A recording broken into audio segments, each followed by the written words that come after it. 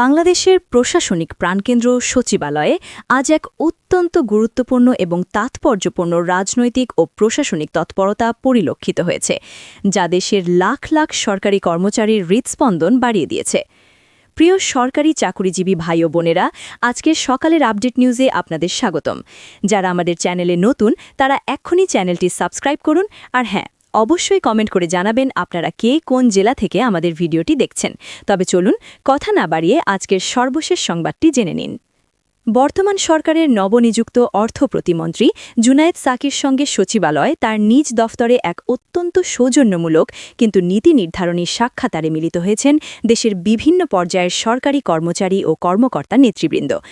মূলত নতুন সরকার দায়িত্ব গ্রহণের পর অর্থ মন্ত্রণালয়ের নীতি নির্ধারণী পর্যায়ের শীর্ষ কর্তাদের সঙ্গে এটিই ছিল সাধারণ কর্মচারীদের প্রথম সরাসরি এবং অত্যন্ত আনুষ্ঠানিক একটি বৈঠক। আজকের এই বৈঠকের প্রধান এবং একমাত্র এজেন্ডা ছিল বহুল আলোচিত ও দীর্ঘ প্রতীক্ষিত নবম জাতীয় পে স্কেল বাস্তবায়ন এবং এর ভবিষ্যৎ রূপরেখা নিয়ে সরকারের বর্তমান অবস্থান এবং দৃষ্টিভঙ্গি পরিষ্কার করা। দেশের কোটি কোটি মানুষের তথ্যের নির্ভরযোগ্য উৎস দ্য ডেইলি ক্যাম্পাসের পক্ষ থেকে আমরা আপনাদের জন্য আজকের এই বিশেষ প্রতিবেদনের মাধ্যমে তুলে ধরছি সেই রুদ্ধদ্বার বৈঠকের আদ্যপ্রান্ত এবং কর্মচারীদের ভাগ্যে আসলে নিকট ভবিষ্যতে কী ঘটতে যাচ্ছে তার একটি বিস্তারিত এবং প্রামাণ্য বিবরণ। আপনারা সকলেই অত্যন্ত গভীরভাবে অবগত আছেন যে বিগত অন্তর্বর্তীকালীন সরকার দেশের সরকারি কর্মকর্তা ও কর্মচারীদের ক্রমাগত বেড়ে চলা অর্থনৈতিক অসন্তোষ দূর করার লক্ষ্যে এবং বর্তমান আকাশচুম্বী জীবনযাত্রার ব্যয়ের সাথে সঙ্গতিপূর্ণ একটি আধুনিক ও বৈষম্যহীন বেতন কাঠামো তৈরির জন্য একটি উচ্চ পর্যায়ের বিশেষ পে কমিশন গঠন করে দিয়েছিল।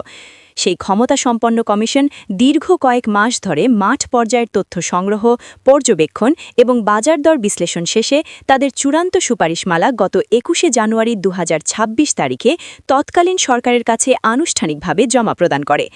কমিশনের সেই দীর্ঘ এবং তথ্যবহুল সুপারিশ রিপোর্টে কর্মচারীদের মূল বেতন ও অন্যান্য ভাতাদি বৃদ্ধির বিষয়ে বেশ কিছু বৈপ্লবিক এবং ইতিবাচক প্রস্তাবনা থাকলেও অত্যন্ত দুঃখজনক এবং হতাশাজনক বিষয় হল আজ পর্যন্ত সেই সুপারিশের আলোকে কোনো সরকারি গ্যাজেট বা চূড়ান্ত প্রজ্ঞাপন জারি করা হয়নি।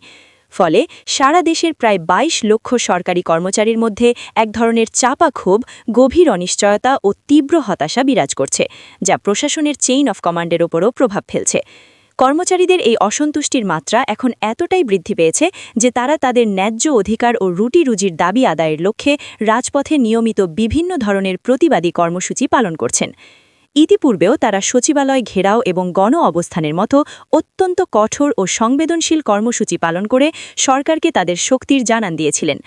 বর্তমানে কর্মচারীদের পক্ষ থেকে যে নতুন এবং কৌশলগত আন্দোলনের কর্মসূচি ঘোষণা করা হয়েছে তা হল নবনির্বাচিত সকল সাংসদ সদস্যদের মাধ্যমে সরাসরি প্রধানমন্ত্রীর কাছে লিখিত স্মারকলিপি প্রদান করা। তারা অত্যন্ত বিচক্ষণতার সাথে চাইছেন যে মাঠ পর্যায়ের জনগণের প্রত্যক্ষ ভোটে নির্বাচিত গণপ্রতিনিধিদের মাধ্যমে যেন তাদের এই মানবেতর জীবনযাপনের কথা এবং বেতন বৈষম্যের দুরবস্থার কথা সরাসরি প্রধানমন্ত্রী তারেক রহমানের কান পর্যন্ত পৌঁছায়। ঠিক এই উত্তপ্ত এবং টানটান পরিস্থিতির মধ্যেই আজ মঙ্গলবার সচিবালয়ে অর্থ প্রতিমন্ত্রী জুনায়েদ সাকির সঙ্গে সাক্ষাৎ করেন সরকারি কর্মচারী ঐক্য পরিষদের শীর্ষ নেতৃবৃন্দ। সেখানে তারা প্রতিমন্ত্রীকে যেমন নতুন গুরুত্বপূর্ণ দায়িত্ব পাওয়ার জন্য ফুলেই শুভেচ্ছা ও অভিনন্দন জানিয়েছেন, তেমনি অত্যন্ত সুনিপুণভাবে এবং দৃঢ়তার সাথে পে স্কেল ইস্যুটি আলোচনার টেবিলে উত্থাপন করেছেন। আজকের এই সাক্ষাতের একটি অত্যন্ত চমৎপ্রদ ও আবেগঘন দিক ছিল জুনায়েদ সাকির অতীত রাজনৈতিক ভূমিকার কথা তাকে বিনয়ের সাথে মনে করিয়ে দেওয়া। আমরা সকলেই জানি যে যখন তিনি সাংসদ সদস্য কিংবা অর্থ মন্ত্রণালয়ের এই গুরুত্বপূর্ণ প্রশাসনিক দায়িত্বে ছিলেন না, তখন একজন আপোষহীন রাজনৈতিক নেতা হিসেবে তিনি সবসময়ই সরকারি কর্মচারীদের ন্যায্য ও মানবিক দাবির পক্ষে রাজপথে সোচ্চার ছিলেন।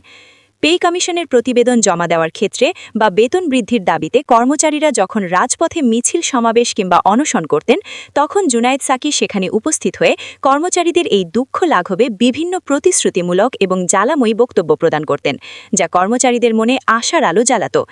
আজকের বৈঠকে কর্মচারী নেতারা অত্যন্ত বিনয়ের সাথে প্রতিমন্ত্রীকে সেই পুরনো স্মৃতিগুলো স্মরণ করিয়ে দিয়ে বলেন যে আপনি যখন আমাদের পাশে দাঁড়িয়ে রাজপথে আমাদের হকের দাবিতে স্লোগান দিতেন তখন আমাদের মনে এক বিশাল শক্তির সঞ্চার হয়েছিল এবং আমরা বিশ্বাস করেছিলাম যে আপনি ক্ষমতায় গেলে আমাদের ভাগ্য ফিরবে।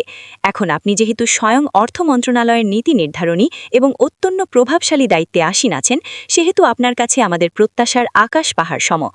তারা সরাসরি তার চোখের দিকে তাকিয়ে জানতে চান যে এই নতুন সরকারকে নিয়ে কর্মচারীরা যে রঙিন স্বপ্ন দেখছে তার ঠিক কবে নাগাদ বাস্তব রূপ লাভ করবে এবং কবে তাদের ব্যাংক অ্যাকাউন্টে বর্ধিত বেতনের টাকা জমা হবে।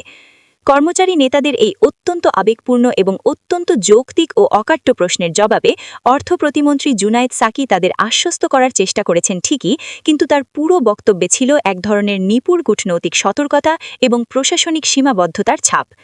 তিনি উপস্থিত নেতাদের স্পষ্টভাবে জানিয়েছেন যে বর্তমান সরকারের মাননীয় প্রধানমন্ত্রী তারেক রহমান যেহেতু ইতিপূর্বেই তার দলের নির্বাচনী ইশিতারে এবং দেশের বিভিন্ন প্রান্তের জনসভায় পে স্কেল নিয়ে একটি বলিষ্ঠ ও ঐতিহাসিক অঙ্গীকার করেছেন এবং যেহেতু তিনি জনসম্মুখে উচ্চ কণ্ঠে বলেছেন যে যথাসময়ে নবম পে স্কেল বাস্তবায়ন করা হবে, সেহেতু সাধারণ কর্মচারীদের নিরাশ কিংবা আতঙ্কিত হবার কোনো কারণ নেই। তিনি আরও বলেন যে কর্মচারীরা অবশ্যই তাদের প্রাপ্য পে স্কেল পাবেন এবং বর্তমান সরকার তাদের জীবনযাত্রার মান উন্নয়নে এবং সামাজিক মর্যাদা রক্ষায় শতভাগ প্রতিবদ্ধ। তবে এই খুশির খবরের পাশাপাশি প্রতিমন্ত্রী একটি কঠোর বাস্তব এবং প্রশাসনিক সত্য কর্মচারীদের সামনে অত্যন্ত সরাসরি তুলে ধরেছেন। তিনি বলেছেন যে একটি পূর্ণাঙ্গ পে স্কেল বাস্তবায়ন করতে গেলে রাষ্ট্রের কোষাগার থেকে বিশাল অঙ্কের আর্থিক সংস্থান করতে হয় এবং এর সাথে কারিগরি ও প্রযুক্তিগত প্রস্তুতির এক বিশাল কর্মযজ্ঞ জড়িত থাকে, যা চাইলেই হুট করে এক রাতের মধ্যে করা সম্ভব নয়। তাই নবম পে স্কেল পুরোপুরি কার্যকর হতে হয়তো প্রশাসনিকভাবে কিছুটা সময় লেগে যেতে পারে এবং বর্তমান সরকার চায় এটি তাড়াহুড়ি করে কোনো ভুল না রেখে অত্যন্ত সুশৃঙ্খলভাবে এবং ধাপে ধাপে বা পর্যায়ক্রমে বাস্তবায়ন করতে, যাতে দেশের সামগ্রিক অর্থনীতিতে মুদ্রাস্ফীতির কোনো নেতিবাচক প্রভাব না পড়ে। বৈঠকের এক পর্যায়ে কর্মচারী নেতারা অত্যন্ত কৌতূহলের সাথে এবং কিছুটা উৎকণ্ঠার সাথে প্রতিমন্ত্রীর কাছে জানতে চেয়েছিলেন যে সম্প্রতি অনুষ্ঠিত মন্ত্রিসভার বৈঠকগুলোতে বা উচ্চ পর্যায়ে মন্ত্রিপরিষদের নীতি নির্ধারণী সভায় পে স্কেল বাস্তবায়নের বিষয়টি নিয়ে কোনো সুনির্দিষ্ট এজেন্ডা বা কোনো কার্যকরী সিদ্ধান্ত গ্রহণ করা হয়েছে কিনা। এই প্রশ্নের জবাবে যে তথ্যটি বেরিয়ে এসেছে তা উপস্থিত কর্মচারী নেতাদের জন্য কিছুটা হলেও নেতিবাচক বার্তা এবং নিরাশার ছাপ বহন করছে। অর্থ প্রতিমন্ত্রী অত্যন্ত কৌশলে এড়িয়ে গেলেও এটি স্পষ্ট হয়েছে যে গত কয়েকটি ক্যাবিনেট মিটিংয়ে দেশের অন্যান্য সমসাময়িক পরিচিত রাজনৈতিক ও উন্নয়নমূলক ইস্যু নিয়ে দীর্ঘ আলোচনা হলেও নবম পে স্কেল বাস্তবায়নের বিষয়টি নিয়ে কোনো আনুষ্ঠানিক বা সুনির্দিষ্ট আলোচনা এজেন্ডাভুক্ত ছিল না। এই তথ্যটি জানার পর কর্মচারী নেতাদের মধ্যে কিছুটা স্তব্ধতা নেমে আসে, কারণ তারা আশা করেছিলেন যে প্রধানমন্ত্রী হয়তো ইতিমধ্যেই কোনো নির্বাহী আদেশ প্রদান করেছেন। তবে প্রতিমন্ত্রী জুনায়েদ সাকি পুনরায় তাদের আশ্বস্ত করে বলেন যে ক্যাবিনেটে আলোচনা না হওয়া মানে এই নয় যে কাজটি থেমে আছে, বরং অর্থ মন্ত্রণালয়ের অভ্যন্তরীণ ডেস্কগুলোতে এর প্রভাব ও ব্যয় বিশ্লেষণের কাজ অত্যন্ত দ্রুত গতিতে চলছে। তিনি আরও যোগ করেন যে বর্তমান সরকার কেবল বেতন বাড়ানো নয়, বরং বাড়ি ভাড়া, চিকিৎসা ভাতা এবং অন্যান্য আনুষঙ্গিক সুযোগ সুবিধাগুলোকে এমনভাবে ঢেলে সাজাতে চায় যা আগামী অন্তত 10 বছরের বাজার দরের সাথে পাল্লা দিতে সক্ষম হবে। কর্মচারী নেতারা বৈঠক শেষে বের হয়ে সংবাদ মাধ্যমকে জানান যে প্রতিমন্ত্রীর আশ্বাসে তারা আংশিক খুশি হলেও তাদের পূর্ব ঘোষিত আন্দোলন এবং স্মারকলিপি প্রদানের কর্মসূচি অব্যাহত থাকবে যতক্ষণ না তারা কোনো লিখিত গ্যাজেট বা চূড়ান্ত সময়সীমা সংক্রান্ত প্রজ্ঞাপন দেখতে পাচ্ছেন। তারা মনে করেন যে রাজপথে চাপ বজায় না রাখলে আমলাতান্ত্রিক জটিলতায় এই ফাইল আবারও বছরের পর বছর ধুলোবালি মেখে পড়ে থাকতে পারে। অর্থ প্রতিমন্ত্রী জুনায়েদ সাকি আরও একটি বিশেষ বিষয়ে ইঙ্গিত দিয়েছেন যে সরকার চাচ্ছে কর্মচারীদের জন্য বিশেষ স্বাস্থ্য বীমা এবং জীবন বীমার সুবিধা এই পে স্কেলের সাথে অন্তর্ভুক্ত করতে, যাতে করে কোনো বড় শারীরিক অসুস্থতায় কর্মচারীরা আর্থিক সংকটে বা পড়েন। তিনি নেতাদের উদ্দেশ্যে বলেন যে আপনারা ধৈর্য ধরুন, আমরা আপনাদের প্রতিনিধি হিসেবেই এই মন্ত্রণালয়ে বসেছি এবং আমরা চাই না দেশের সেবকরা অনাহারে কিংবা অর্ধাহারে থেকে দাপ্তরিক কাজ পরিচালনা করুক, তবে সামগ্রিক অর্থনীতি এবং রাজস্ব আদায়ের হারের সাথে সমন্বয় করেই আমাদের চূড়ান্ত ধাপে পৌঁছতে হবে। এদিকে সচিবালয়ের বাইরে অবস্থানরত শত শত কর্মচারী বৈঠকের ফলাফলের জন্য অধীর আগ্রহে অপেক্ষা করছিলেন। নেতাদের কাছ থেকে মিশ্র প্রতিক্রিয়া পাওয়ার পর সাধারণ কর্মচারীদের মধ্যে আলোচনার নতুন মোড় নিয়েছে যে সরকার হয়তো সময় ক্ষেপণ করছে। অনেকে মনে করছেন যে প্রথম সংসদ অধিবেশনের পর বড় কোনো ঘোষণা আসতে পারে।